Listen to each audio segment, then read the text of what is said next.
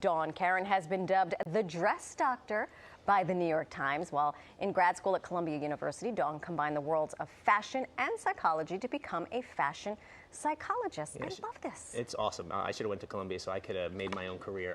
She now helps people feel their best every day through her services and her book, Dress Your Best Life.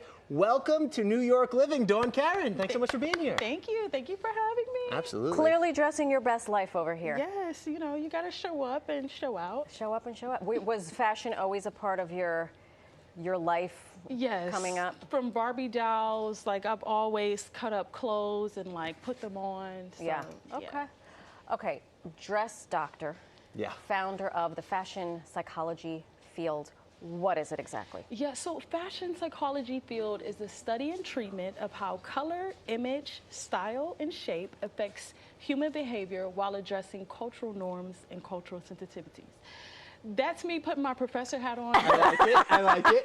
If I just simplify it, it's all about styling from the inside out. Okay. Okay. So how can that affect our mood? Let's get into it here. Well, yeah, so with fashion psychology, it's all about creating an alignment between your attitude and your attire. So how you feel and then how you present yourself. Most of the time we're on autopilot. We are just kind of going through life and just not aware. And so we just throw on whatever, and it doesn't match, and it's incongruent. Yeah, so. It's true. I mean, we're looking at this list of how fashion can improve your mood. Fashion is self-care, can combat stress and anxiety. Quick story, my children play sports, and I spend the better part of Saturdays in a really smelly, hot gym with thousands of wrestlers. And so I was going through the gate, you know, to pay to go in, and the cash register guy, wow, I'm really old, the person taking the ticket looked at me, he goes, "You look tired and over it." And I was like, that was actually a day that I was like, you know what, it was States. I said, let me zhuzh it up a little bit. And I was like, oh, damn.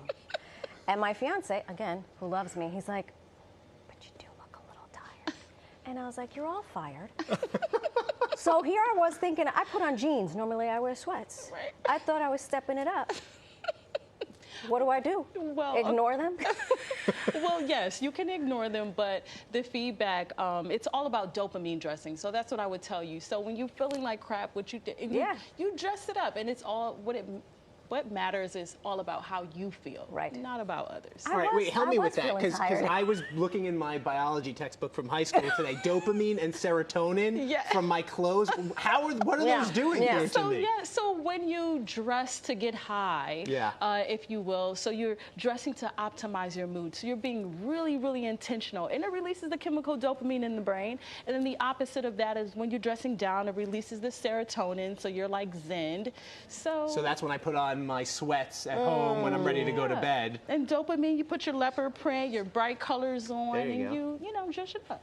What is this idea of decision fatigue, especially as it pertains to our wardrobes? Because we're on television, we have to present a certain way, and my least favorite part of my 24 hours is standing in my closet saying, what am I going to wear on New York Living tomorrow? Or doing this, I have nothing to wear. And it's you're just and you have everything, and you have absolutely everything. So decision fatigue, we make so many decisions a day, and psychologically that can weigh you down. So when you just want to just throw on something, I have this theory called repetitious wardrobe complex. So when you just repeat like the same outfit just to boost your productivity, so you have one less thing to worry about. Okay.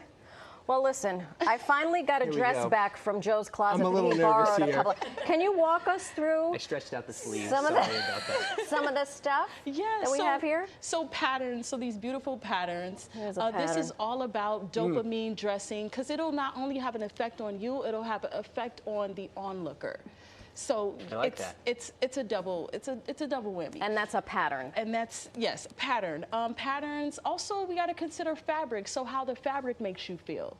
So if the fabric makes you feel kind of, you know, introverted or extroverted, kind of fun. What are some fabrics that can help me feel that way? Well, if I want to feel fun and flirty. Fun and flirty, just something I would say thin, like a thinner fabric. Okay. Yeah. Okay.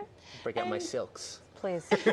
and so darker colors are great for mood illustration dress, or AKA serotonin dressing. So that's it. And you can dopamine dress with the tie a little bit and mix it up. Okay. Will you come back? Because I feel like we just scratched the surface. Yes, please We have plenty more me back clothes again. for you to look at. That's Tell us right. what to wear because Dawnn, Lord knows I have a tough time dressing gosh. myself. Thank you so much for joining us. Thank you. Congratulations on all the things. Do yourself a favor. Pick up a copy of her book, Yep. Dress Your Best Life, wherever books are sold. And